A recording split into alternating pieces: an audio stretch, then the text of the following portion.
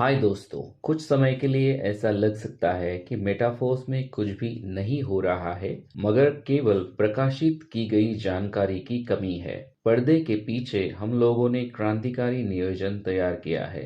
अब बहुत सारी जानकारी और पीआर मटेरियल को सामने लाने का समय आ गया है, क्योंकि अब इस अद्भुत चीज के लिए तैयारी करने की आपकी बारी है। न्यू ईयर से पहले हम लोगों ने रॉयल्टी एनएफटी लॉन्च की और ये सही समय पर हो गया। ये समय हमेशा से कम एक्टिविटी का समय रहता है, इसलिए ये काम बहुत अच्छा हुआ। रॉयल्टी एनएफटी के साथ ही हम लोगों ने मेटाफोर्स 2.0 की ओर ट्रांजिशन शुरू कर दिया है और ये एक वैश्विक काम है जिसके लिए एक कुशल कारीगरी का दृष्टिकोण चाहिए। अर्थात लॉन्च के बाद पहली बार सिस्टम के साथ कोऑर्डिनेशन एक अपरिहार्यता होती है। आने वाले दिनों में हम लोग कोर कॉन्ट्रैक्ट के साथ जुड़ने के लिए तैयार है। अपडेट की गई सिस्टम के दूसरे घटक भी इसके साथ जोड़े जाएंगे। यूनाइटवर्स प्रोग्राम के लॉन्च के लिए ये चीजें जरूरी है। एक दूसरा न्यू ईयर आ रहा है, Chinese new year.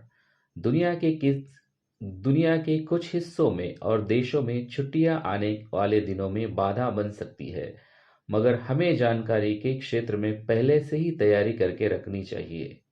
Happy new year friends. हमारा मूड फेस्टिव है, इससे हमारी काम करने की गति पर असर नहीं होगा। यूनाइटवर्स के साथ साथ हम लोगों को मेटावर्स भी लॉन्च करने की जरूरत है, जिसकी हम लोग महीनों से तैयारी कर रहे हैं। मेटावर्स ए मेटाफोर्स का अभी का सबसे बड़ा प्रोजेक्ट है। साधारण परिस्थिति में इतने बड़े प्रोजेक्ट का प्रमोशन इसके शुरू होने से बहुत पहले से शुरू किया जाता है। बहुत बार तो डेवलपमेंट शुरू होने से पहले ही प्रमोशन किया जाता है, मगर मेटावर्स तो अभी जल्द ही शुरू हो रहा है।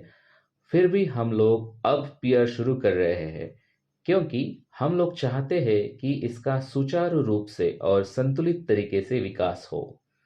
हम किसी भी तरह की उठापटक नहीं चाहते। दरमियान हम लोग अप्रोप्रिएट स्केलिंग के लिए तैयार है। कोइंसिडेंटली यूनाइटवर्स के साथ साथ फोर्सकॉइन भी लॉन्च होगा, जिसको हम सडन पंप और डंप से बचाना चाहते हैं। स्थिरता और लॉन्ग टर्म सफलता हमारी प्राथमिकता है, जिसके लिए कभी कभी संयम की जरूरत होती है, जिससे एक स्टेज के बाद दूसरी स्टेज स्टेप बाय स्टेप पूरा किया जाए। उदाहरण के लिए कुछ लोग रॉयल्टी प्रोग्राम के एनएफटी को बाय और सेल करने की अपॉर्चुनिटी के लिए उत्साही है, मगर जल्दबाजी में रॉयल्टी एनएफटी को सेल करना और उसके बाद दूसरे प्रोडक्ट की तरफ भागना, ये हमारा प्रोग्राम नहीं है। हम एक ऐसा सिस्टम तैयार कर रहे हैं जिसमें सभी चीजें क्रमबद्ध तरीके से काम करेगी। किसी भी सिस्टम में एक्सपेक्टेशन तभी जस्टिफाई होते हैं जब कोई भी आदमी संयम से उसके लिए काम करता है। बहुत लोगों में फोर्स कॉइन के लिए इंतजार करने का संयम नहीं है और वे दूसरे प्रोजेक्ट में छलांग लगा रहे हैं। और अभी वही लोग विजेता होंगे जिन्होंने बहुत संयम से अपना मेटाफोर्स का बिजनेस विकसित किया है और लॉन्च के पहले अच्छा बेसमेंट तैयार किया है। अर्थात हम लोग लोगों के उत्साह का भी ध्यान रख रहे हैं और उनके लिए ऑफर्स दे रहे हैं जब सिस्टम पूरी तरह से तैयार होगा। मगर आज जो अपॉर्चुनिटी उनके लिए उपलब्ध है, वो भविष्य में कभी नहीं होगी। मेटावर्स के लॉन्च होने से प्रोडक्ट तैयार होगा, जिसका हिस्सा रॉयल्टी एनएफटी के माध्यम से बांटा जाएगा और इसके लिए हजारों ऑप्शंस होंगे। कोर कॉन्ट्रैक्ट मेटावर्स फैंटेसी की दुनिया और रियल लाइफ के बीच का सिमुलेशन है। इसमें गेम्स के लिए अलग जोन होगा, जिसमें हर एक की एक अलग दुनिया होगी और उसके अलग कायदे कानून होंगे। मेटावर्स का एमवीपी के रूप में धीरे से लेयर बाय लेयर प्रदर्शन किया जा रहा है। हम लोग एमवीपी 0 इस सिंपल लेवल से शुरू कर रहे हैं। कुछ महीनों के बाद हम लोग एमवीपी 1 लाएंगे और उसको स्टेज बाय स्टेज अपग्रेड करेंगे। इस पर काम जारी रहेगा।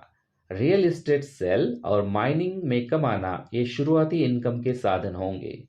शुरुआत के लिए हम लोग पहला जिला तैयार कर रहे हैं, जो कि प्लैनेट की मेन सिटी होगी, सेंटर प्लेस होगा और सबसे ज्यादा प्रतिष्ठित साइट होगी। कल्पना करो कि स्पेस में एक रियल एक्सोप्लैनेट तैयार किया गया है। सब कुछ तैयार है, पहली इमारतें तैयार की गई है और पहले निवासियों के रहने के लिए तैयार है। बिल्कुल यही परिस्थिति अभी बनी है। आप लोग इस प्लैनेट के सबसे पहले निवासी है। साल के बाद साल बीत जाएंगे और प्लैनेट में आबादी बढ़ेगी, शहर खड़े हो जाएंगे। हम लोग नए स्तर पर इसको डेवलप करेंगे। कल्पना करो जो लोग पहले सेटल हो जाएंगे उनको कितना बड़ा फायदा होगा। हमारे रोड मैप पर आगे क्या है?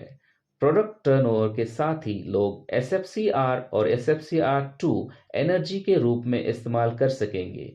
जैसे कि पहले कहा जा चुका है, इसके लिए प्रोडक्ट टर्नओवर जरूरी है। इसके साथ साथ ही SFC2 का इमिशन बंद हो जाएगा, जो कि एनर्जी का टेम्पररी अल्टरनेटिव है और इस किस्म की ये आखिरी संपत्ति होगी। यह एक टेम्पररी प्रमो था।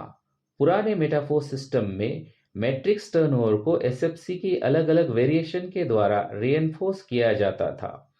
मेटाफोर्स 2.0 में मैट्रिक्स टर्नओवर पहले ही कंप्लीटेड टर्नओवर के रूप में दिया जाएगा। मेटाफोर्स 2.0 में मार्केटिंग का एक नया लेयर होगा। कोई भी प्रोडक्ट खरीदेगा तो आपको कैशबैक मिलेगा। जितना ज़्यादा आपका कैशबैक का परसेंटेज होगा, उतना ज़्यादा कैशबैक आपको मिलेगा। केवल आपकी खरीदी या बिक्री से ही नहीं, आपके स्ट्रक्चर में से किसी भी के खरीदने से या बेचने से आपको कैशबैक मिलेगा। आप अपने कैशबैक के परसेंटेज को केवल मैट्रिक्स प्रोग्राम में हिस्सा लेकर ही बढ़ा सकते हैं। कैशबैक टोकन के रूप में दिया जाएगा। केवल कैशबैक टोकन के जरिए ही मैट्रिक्स प्रोग्राम का हिस्सा बनना संभव है, मगर मुनाफा आपको रियल क्रिप्टो करेंसी में मिलेगा।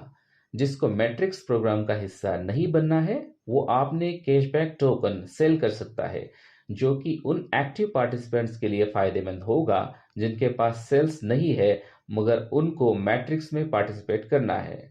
मैंने इसके बारे में सभी details Metaforce product marketing transformation के वीडियो में बताए हैं। लॉन्च के लिए रेडी होने वाले प्रोडक्ट की डेवलपमेंट गतिविधियों के बारे में हम लोग आपको अपडेट करते रहेंगे। हमने नोटिस किया है कि हम लोगों को वॉच किया जा रहा है और बहुत सारी कॉपीज, सूडो कॉपीज और सिमिलर नेम और फेक्स सामने आ रहे हैं। इसलिए मैं आप लोगों को केवल उन्हीं प्रोडक्ट के बारे में बता रहा हूं जो कि रिलीज के लिए ऑलमोस्ट तैयार है। हमारे डिजाइनर्स ऑलरेडी यूनाइटवर्स के प्रेजेंटेशन पर काम कर रहे हैं।